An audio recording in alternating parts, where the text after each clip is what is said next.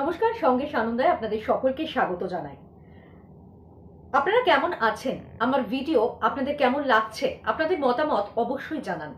আজকে আমি কাশ্মীর নিয়ে আপনাদের কিছু কথা বলব। কারণ কাশ্মীরের যে পেহেলগাঁও যে ঘটনা ঘটেছে, নৃশংস ঘটনা, আপনারা জানেন। কাশ্মীর নিয়ে এর আগেও আপনাদের সঙ্গে আমি কথা বলেছি। কিন্তু ১২ দিন কেটে গিয়েছে, এখনো অধরার জঙ্গিরা গোটা কাশ্মীর জুড়ে, উপত্যকা জুড়ে তল্লাশি চালাচ্ছে। সেনা, সিআরপিএফ এর যৌথ অভিযানে তল্লাশি চলছে এই মুহূর্তে। এখনো পর্যন্ত অধরা রয়েছে জঙ্গিরা। ১২ দিন পেরিয়ে গিয়েছে। কিন্তু পরের পর যে বিষয়গুলো আমরা দেখতে পাচ্ছি, একের পর এক কূটনৈতিক পদক্ষেপ নিচ্ছে ভারত, বাণিজ্যিকভাবে পদক্ষেপ নিচ্ছে ভারত।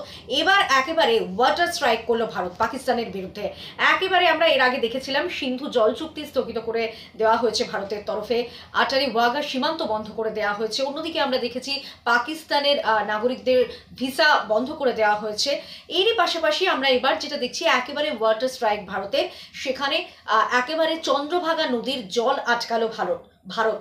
সেক্ষেত্রে পাকিস্তান কি একেবারে এবার শুকনোর পথে? কারণ আর কি জল পাবে না পাকিস্তান সিন্ধু জল চুক্তির পর? এরকম একটা ছবি কিন্তু ধরা পড়ছে।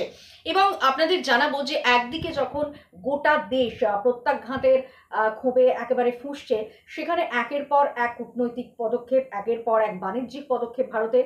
এবার ওয়াটার স্ট্রাইক করলো ভারত। একেবারে চন্দ্রভাগা নদীর জল আটকালো ভারত। এই চন্দ্রভাগা নদীর ওপরেই পাকিস্তান নির্ভরশীল, যার ফলে পাকিস্তান কি আরো চাপে পড়লো, আরো বিপাকে পড়লো পাকিস্তান। একের পর এক ভারতের পদক্ষেপ। এবং অন্যদিকে আমরা জানি যে একের পর এক ম্যারাথন বৈঠকে রয়েছেন প্রধানমন্ত্রী নরেন্দ্র মোদী। দুদিন ধরে আপনারা জানেন নৌসেনা এবং বায়ুসেনার প্রধানদের সঙ্গে যেমন বৈঠক করেছেন, তেমনভাবেই আজকে প্রধানমন্ত্রী নরেন্দ্র মোদী তিনি কিন্তু পেহেলগাঁও হামলার প্রেক্ষিতে একেবারে যে ছবি উঠে আসে গত দুদিন ধরে বৈঠকের পর, একেবারে তিনি কিন্তু স্বরাষ্ট্র সচিবের সঙ্গেও এই মুহূর্তে বৈঠক করছেন।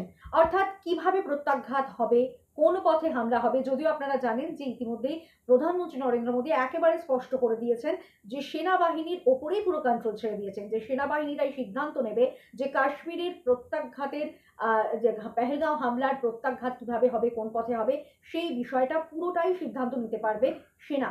কিন্তু এই প্রত্যাঘাত কিভাবে হবে, কখন হবে, সেই বিষয়ে যে সিদ্ধান্ত, সেই বিষয়ে কিন্তু ম্যারাথন বৈঠক করছেন প্রধানমন্ত্রী।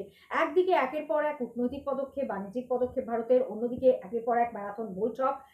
একদিকে প্রতিরক্ষা মন্ত্রী রাজনাথ সিং তিনি বলছেন যে যা মানুষ চায় সেটাই হবে, তেমন বার্তা দিচ্ছেন।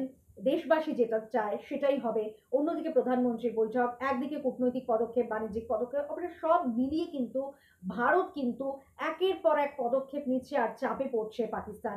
আরো বেশি করে চাপে পড়ছে, আরো বিপাকে পড়ছে, এবং বলা যেতে পারে আরো কিন্তু একলা হয়ে পড়ছে পাকিস্তান আন্তর্জাতিক স্তরে।